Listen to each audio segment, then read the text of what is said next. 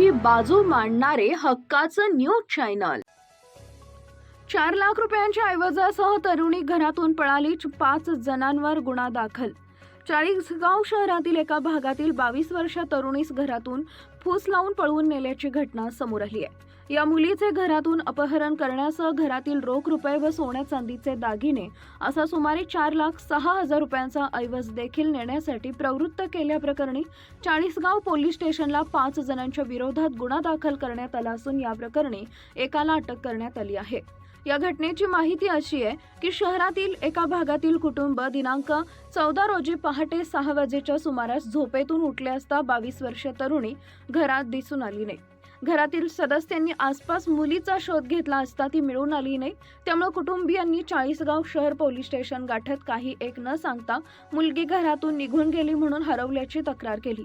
मुलीच्या कुटुंबियांनी गल्लीतील मंदिरावर व आसपासच्या घरातील सीसीटीव्ही कॅमेऱ्याचे फुटेज पाहिले असता या तरुणी संशयित बिलाल शाह लुकमान शाह राहणार दत्त गल्ली घाटरोड हा सोबत घेऊन जाताना दिसला।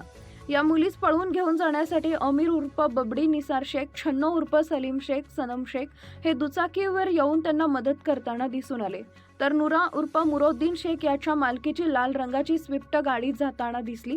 मुलीच्या कुटुंबियांनी आसपासच्या नागरिकांकडे विचारणा केली असता तरुणीस बिलाल शाह हा पळवून घेऊन गेला व त्यांना घेऊन जाण्यासाठी बबडी शेख, सलीम शेख, नुरोद्दीन शेख व नदीम खान उर्फ नदीम गोल्डन साबिर खान सर्व राहणार चाळीसगाव यांनी मदत केली। घरात जाऊन पाहिले असता घरात ठेवलेले 2.5 लाख रुपयांची रोकड व 1,56,000 रुपये किमतीचे 4,06,000 रुपयांचा ऐवज दिसून आला। नाहीच सदरचे पैसे व सोन्याचे दागिने सदर तरुणीस आरोपितांनी संगनमत करून कट रचून तिला फूस लावून घरातून काढून आणण्यासाठी प्रवृत्त केले व तिचं अपहरण केले।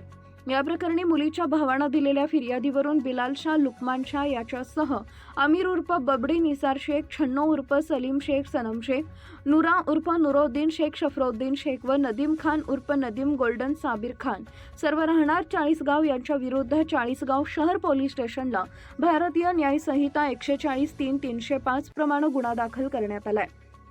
या प्रकरणी एका आरोपीला पोलिसांनी अटक केली आहे। या घटनेचा तपास पोलीस निरीक्षक किरण कुमार कबाडी यांच्या मार्गदर्शनाखाली हवालदार प्रशांत पाटील करत आहेत।